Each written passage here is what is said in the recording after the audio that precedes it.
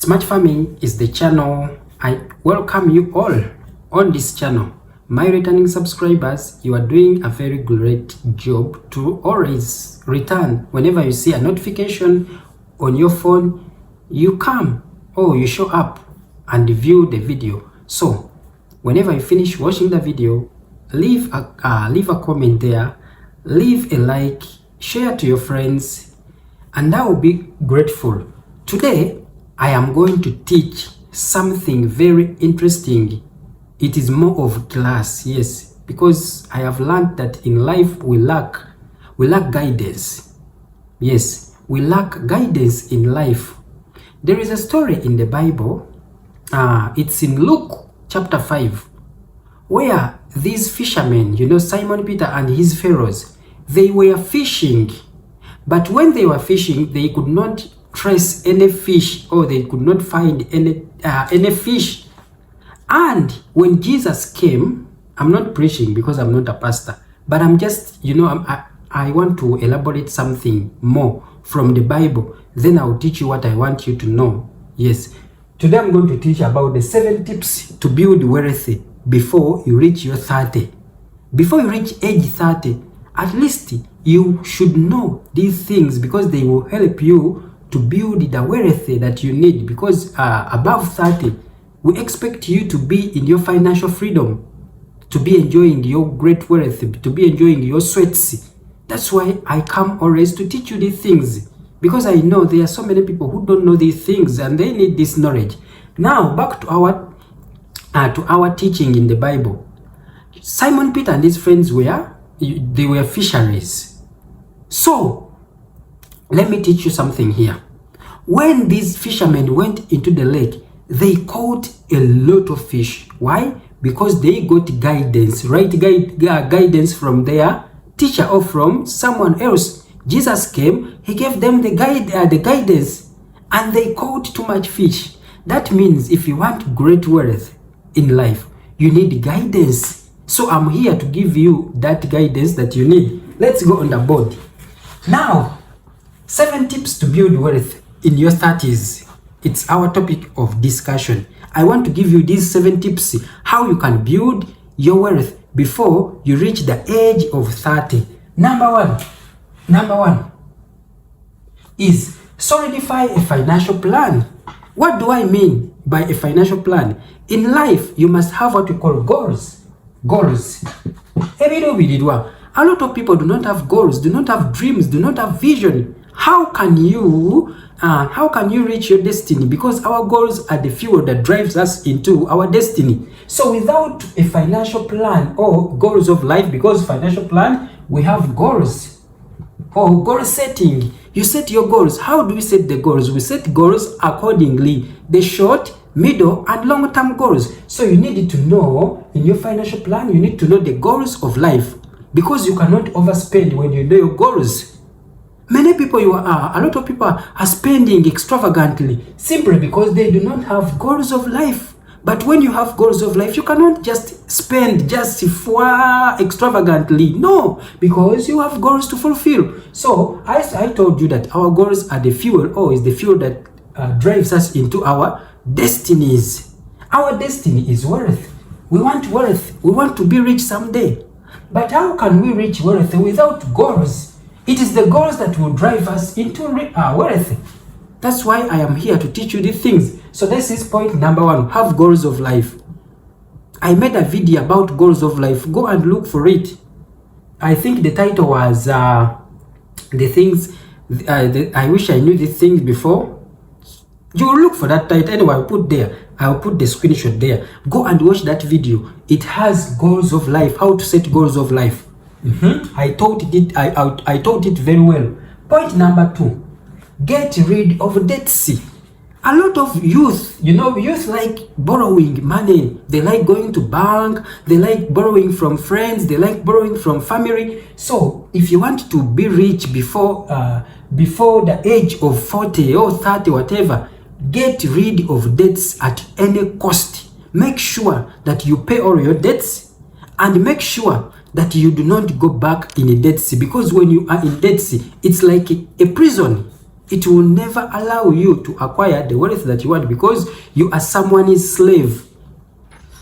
The Bible tells us, I think there is a verse in the Bible which tells us that you are a slave of that person whom you have borrowed from. You become a slave of that person. If it's a bank and you took bank loan, that means you will be working for the bank.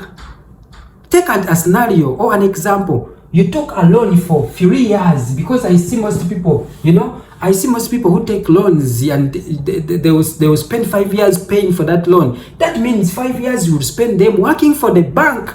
That means you are a slave for the bank. You will never acquire wealth because you are using most of your income to pay the loan.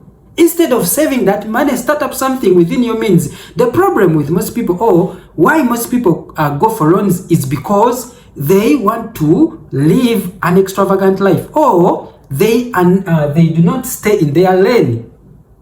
Stay within your means.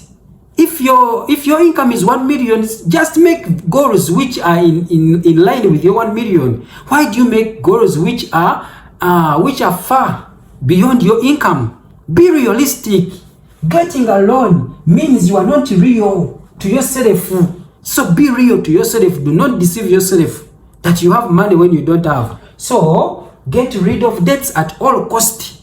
Never go for a bank loan when you are still poor. Loans are meant to be for the rich people. How? Because if a rich person wants to build apartments, he will have some money. For example, apartments cost 300 million. That is the quotation. They gave him a quotation of 300 million. He has 100 million, has capital. What will he do? He will go to the bank to get the 200 million and complete his apartments. Then after the apartments will get tenants.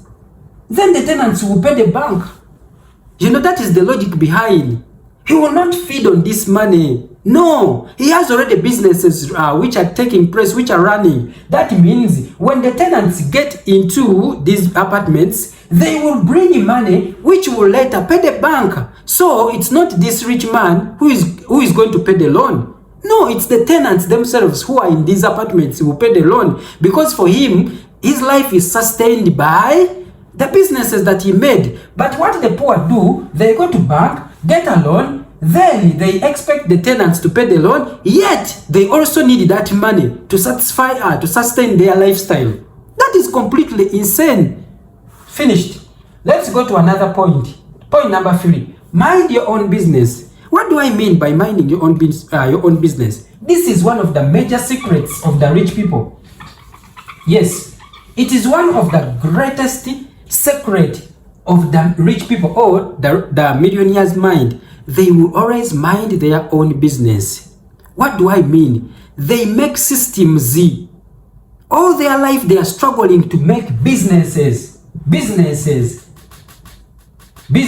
That's what we mean. Mind your own business. It's a business, not like something. It's a business. You mind creating your own system which provides for you, the system which brings in money, than working for other people. The poor people work for money. Work for money. This is for the poor. The rich, money works for them through minding their own business, or through creating their own avenues and businesses to bring in money. But for the poor, they work for the businesses these rich people has created.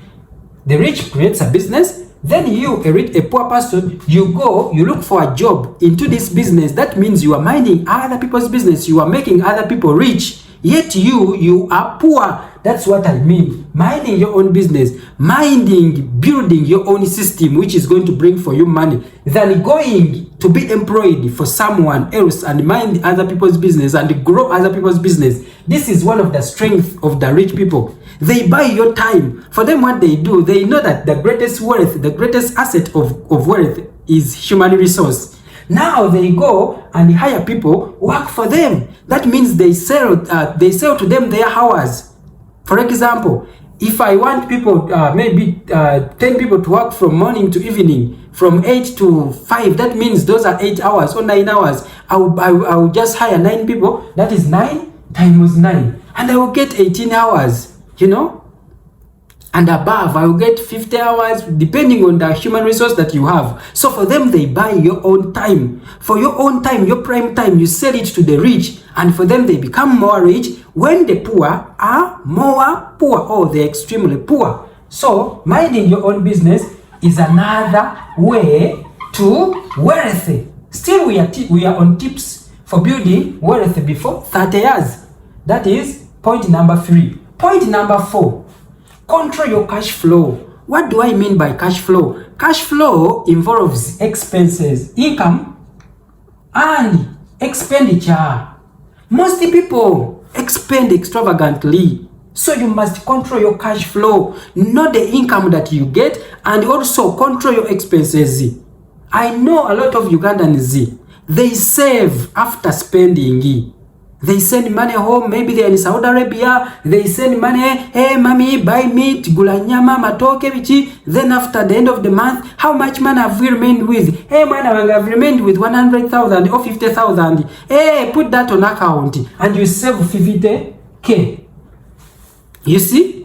You cannot control your cash flow. You don't know you don't know your weakness. You don't know that you are badly off financially.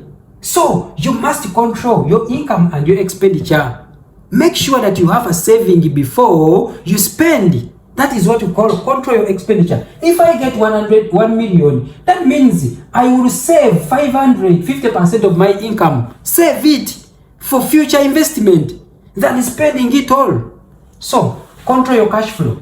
Another point, know the difference between an asset and a liability. What is an asset? An asset is anything that brings in money in my pocket, whereas a liability is anything that takes away money from my pocket. So most youth below 30 years, they don't know the difference between an asset and a liability. You find youth buying cars when they don't even have a job.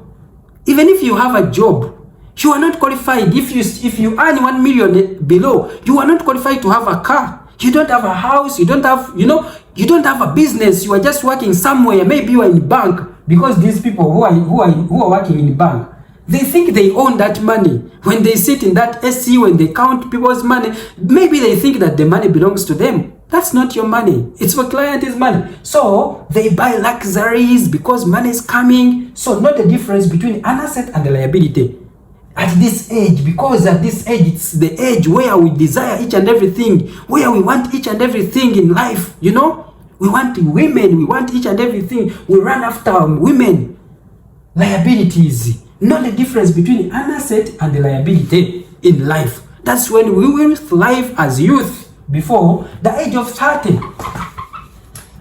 Point number 6, know your financial condition. Yes, most people don't know their financial condition. What do I mean in financial condition? Just take a look of your whole life and know your condition. For us, we say that before you treat someone in medicine, we say before you treat someone, first do what we call diagnosis. Diagnosis means what? Diagnosis means that we want to first do the checkups to know exact cause of the disease before treating the disease. Now you cannot go out of the poverty when you don't know your conditioning. Do what we call financial diagnosis and know your finances, know your conditioning. Then if you know your condition, that truly I am poor, truly I am broke, I assure you, because the first step to healing is to know that you are sick. Yes, if you are living in self-denial, you can never heal. But if you do diagnosis of your life, the whole life, how you spend, how you earn, everything, and you admit that truly I am sick, I assure you, you are going to be healed. So this is another step to great wealth, to know your condition. Once you know that, I assure you, life is going to be smooth for you, because you will not spend extravagantly. You will know that you still need more money. You will know that you have a long journey to go. But most people who are in absolute poverty, they don't know their financial condition. They just spend abruptly. So our last point, number 7, learn about finances and how money works. Yes, this is a skill. You must know how money works, and you must learn about finances, because if you don't have knowledge, knowledge about finances, I assure you, money cannot come to you. Yes, the first step to money, to acquire wealth, is to have knowledge about money. Once you learn about money, money will start to come to you. And once money comes to you, that means you also need more knowledge to multiply the money and to keep the money. Yes. Why? Why do I say like this? I will give you an example of people who inherit great wealth. Those basikas, whatever. And once the parent dies, you will see they will sell each and everything. Why? Because they don't have knowledge about money. The father who acquired this great wealth, he knew about money. That's why he had the money. But he did not take time to prepare for the children to take the inheritance or to take over the great wealth. So they will sell off these properties. Why? They have no knowledge of how to manage and how to multiply. That is why I said learn about finances and how money works. Once you have the knowledge about money, you will multiply. Multiply, and you will manage as well. But if you fail to learn about money, I assure you, you will never multiply your income. You will never manage any income that you get. Even the small peanuts that you have will fly away. Money has wings. It can fly away. Money cannot stay with a person who is illiterate about money. It will never. See you in my next video. That is for today that I have for you. If the video is helpful, please subscribe, like, share. Do not miss to subscribe because this channel is very important. It is an eye-opener for all of us. See you in my next video. Bye bye.